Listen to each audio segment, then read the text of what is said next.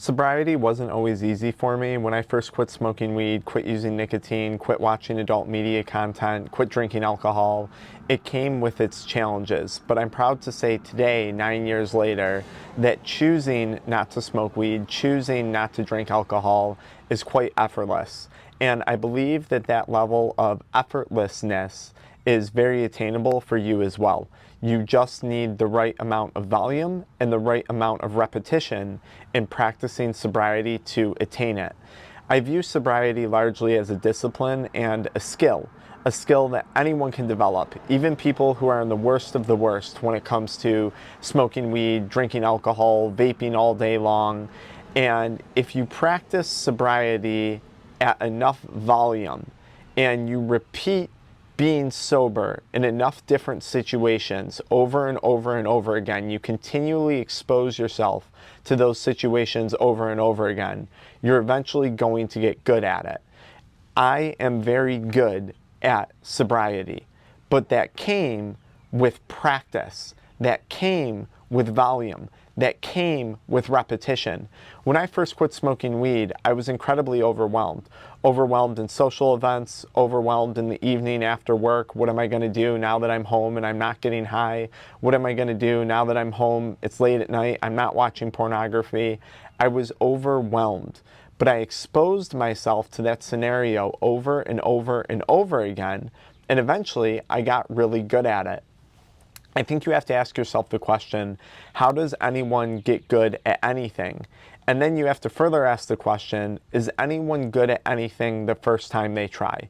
And the answer is not really. When we're doing something new for the first time, and if you've been struggling with addiction like I did for several years of your life, you can't expect to be good at doing things quote unquote sober for the first time in a long time. But with practice and repetitive exposure to different situations sober, you can then expect to improve and get better at it.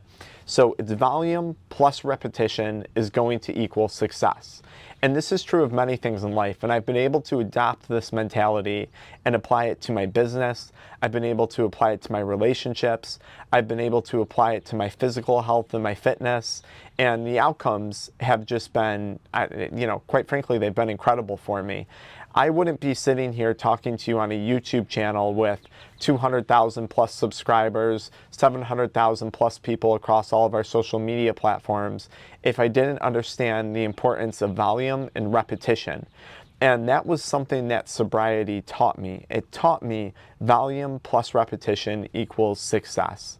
And that success for me started in pursuing sobriety. I had a client just this morning that I was working with in our one-on-one AEP program, high-level business professional, and we're having a discussion, and this individual reaches out to me and says, hey, I woke up, I'm looking at about 600 emails in my inbox, and I'm not sure how to manage this right now without the use of stimulants. They were using amphetamine-based stimulants and cannabis. I don't know how I'm going to do these emails.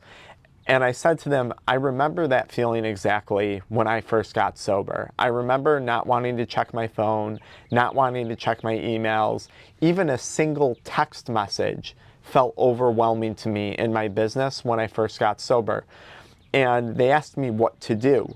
And I said, what you need to do is you have to prove to yourself that you are capable of managing these things without the substance. And the best way to do that is to start answering the emails.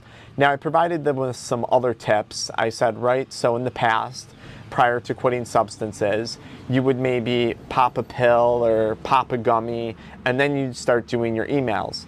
It's not the pill or the gummy that gave this person the superpower to answer emails. It was rather that popping the pill or popping the gummy was a cue that they were now ready to go answer emails. So it was a stimulus that preceded doing the work. So I said, simply put, look, there's two things that need to occur. Eventually, we need to find a new stimulus that tells your brain it's time to go answer emails and makes you feel confident about doing that. Two, we need to actually just get to answering those emails so you can prove to yourself that you're capable of doing it without the stimulants and without the THC. The solution to this problem was actually quite simple. And I emphasize to them, the more times you practice responding to these emails sober over and over and over again, the more track record of proof you're going to build to yourself that you're actually capable of doing this. But again, it's a game of volume and repetition. Sobriety is about the long play, not the short play. And the long play starts with day one. So this person was asking me, what do I do? I was like, go to a coffee shop and start answering emails. Throw in a piece of chewing gum and, maybe drink some tea or get a drink that you can drink, a non-alcoholic beverage that you can drink. And let that be your new stimulus for doing emails. I'll give you guys a different example of an area in my life where I experienced this. So I used to abuse stimulant-based pre-workout products and energy drinks. And one of the stimulant workout products I was taking, it was called Jacked 3D, essentially tested positive for an analog that was very similar to like an amphetamine. And in my mind, when I quit using the stimulant product, I completely lost my drive and motivation to go to the gym. Like, had no interest in working out anymore. Like, overnight, I lost that interest. And what I came to learn about myself was, well, wait a minute, is it really this pre-workout that's doing it? Or is that just a stimulus that tells my brain it's time to go work out? So I eventually switched over to just drinking like electrolytes mixed with beetroot powder, a drink that has 0 stimulants in it. And over time, practicing doing that enough, waking up, drinking beetroot powder, drinking electrolyte powder mixed with water, eventually my brain viewed that the same way it used to view pre-workout products. And to date, I still wake up, I drink some beetroot juice and some electrolyte powder, things that are actually healthy for me. And that just is enough of a trigger for my brain to say, okay, it's time to go to the gym. You did the thing that you needed to do to prepare to take action.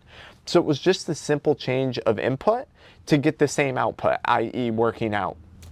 And I did this over and over and over again. I did this at volume, I did this repetitively, and now it's become second nature for me. Coming home after a long days of work in my private practice, I was used to coming home and smoking weed and watching adult media content. And eventually I came home and I practiced making YouTube videos. I was originally making content about chiropractic, and I was actually even making content about CBD products.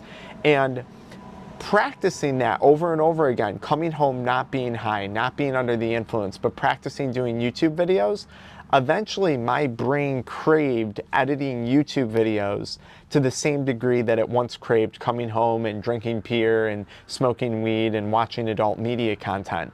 I just had to repetitively keep doing it. I had another conversation today with another client, and they were talking to me about not drinking alcohol at social family gatherings. And I said to them, listen, the reality is you have to prepare yourself that those first few family gatherings you're going to go to alcohol-free are probably going to be awkward. And you might be a little frustrated. And you might go home actually regretting not drinking. And you might be upset with yourself about that, irritable about that.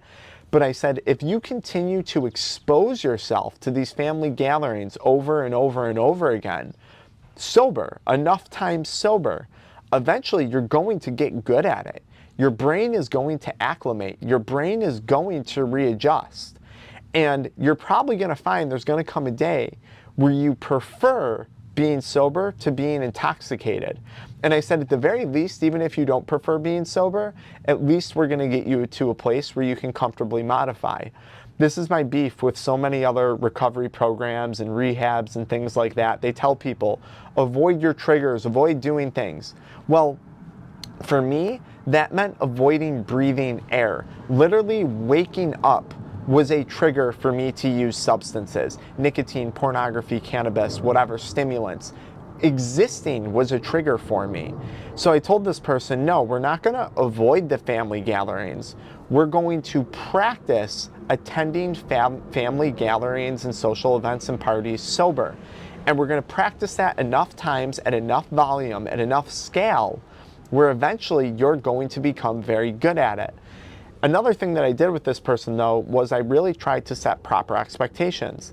I'm not going to sit here and lie to a person and say, yeah, the family gathering is going to be great, you're going to love it sober. That's simply not true. For most people, that's not going to be the case day one. but you can get there. And once you get there, sobriety becomes effortless. I was going to be damned if I was going to spend the rest of my life craving something that I didn't even want to be doing anymore. Smoking weed, drinking alcohol, watching pornography, consuming chewing tobacco and vapes all day long. I was going to be damned that I was going to fall into the mindset that I was incapable of enjoying life without these things. And I proved that to myself. I proved to myself that I didn't need those things by practicing living life sober. I often refer to sobriety as a practice, and it's a discipline. And you can learn things in the discipline of sobriety that you can apply to other aspects of your life. And that's exactly what I've done. My YouTube channel, our one-on-one addiction exit protocol programs and business are living proof of this. And you have access to this opportunity right now, like in your own life. If you're watching this struggling with addiction to cannabis or alcohol, you have access to developing some of these character traits and applying them to building an unbelievably beautiful life for yourself. I just need you to do that. Now, one of the biggest issues that people run into is they don't have the support and they don't have the accountability that they need in the beginning to pull this off. And that's exactly two of the things that our AEP program, our Addiction Exit Protocol program, provides people with. So if you want a free training or you want to get on our coaching program, it's an application process and a wait list, go check out the link in the video description. Until next time.